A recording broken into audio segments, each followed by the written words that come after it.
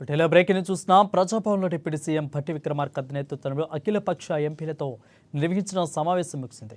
కేంద్రం దగ్గర అపరిష్కృత అంశాలపై చర్చ జరిపారు. ఇక పెండింగ్ సమస్యల సాధన ఎజెండాగా సమావేశం సాగింది.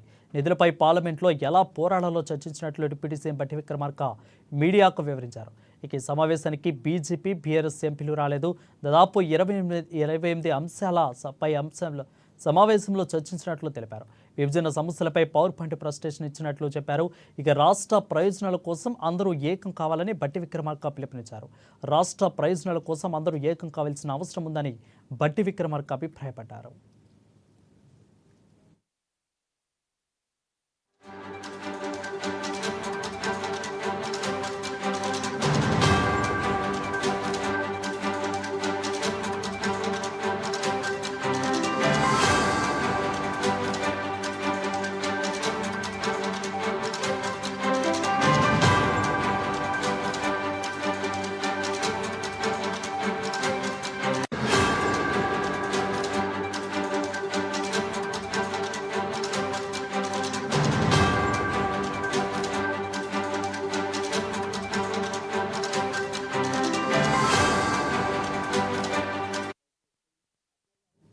ఇక ప్రజాభవన్లో డిప్యూటీ సీఎం భట్టి విక్రమార్క నేతృత్వంలో అఖిలపక్ష ఎంపీలతో నిర్వహించిన సమావేశం ముగిసింది.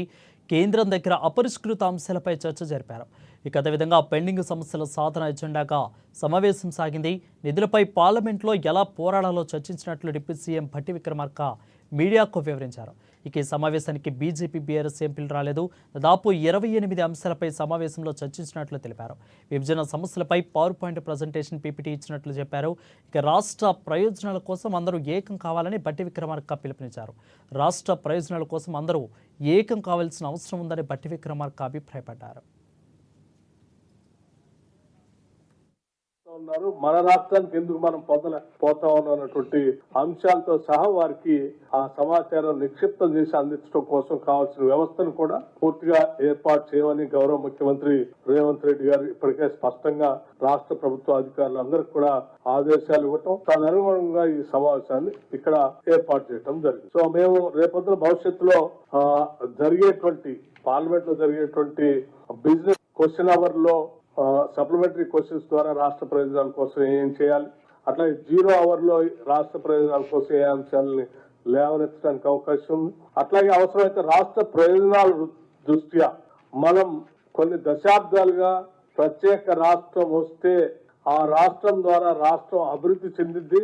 ఆ అభివృద్ధితో మన ప్రాంతంలో ఉన్న ప్రజలందరూ కూడా తల ఎత్తుకొని గర్వంగా, సగౌరవంగా, ఆత్మగౌరవంతో బతకగలని ఆశించి తెచ్చుకున్న తెలంగాణ రాష్ట్రానికి రావాల్సినటువంటి ప్రయోజనాలు గత దశాబ్ద కాలంగా మనం ప్రయత్నం చేస్తున్నప్పుడు కూడా సరే ఈ టిఆర్ఎస్ పార్టీ ఆనాడు ప్రభుత్వం వారు చేయాల్సిన ప్రయత్నం చేయలేకపోయినా మనం గత సంవత్సరం నుంచి గట్టిగా ప్రయత్నం చేస్తున్నప్పుడు కూడా అవి రావట్లేదు. కాబట్టి అవసరమైతే పార్లమెంట్ లో మన గౌరవ పార్లమెంట్ సభ్యులు అందరూ కలిసి పార్లమెంట్ దృష్టికి, కేంద్ర ప్రభుత్వం దృష్టికి తీసుకొని రావడానికి కావాల్సిన విధంగా అవసరమైతే అడ్జర్న్మెంట్ మోషన్ కూడా ఇచ్చే కార్యక్రమాన్ని కూడా ఆలోచన చేసేటట్టుగా పార్లమెంట్ సభ్యులందరూ ఒక ఆలోచన తీసుకొచ్చారు. అటువంటి అంశాలను కూడా పరిశీలించే విధంగా కావాల్సిన సమాచారాన్ని వారికి అందించడం కోసం ఈ వ్యవస్థనంతా ఏర్పాటు చేశాం.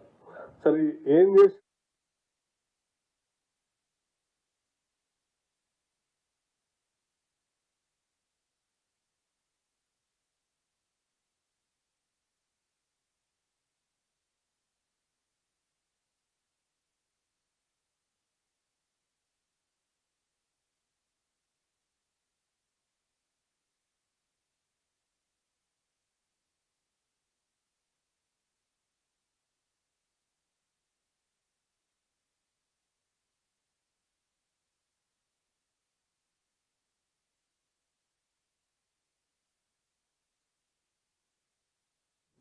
మహిళా దినోత్సవం సందర్భంగా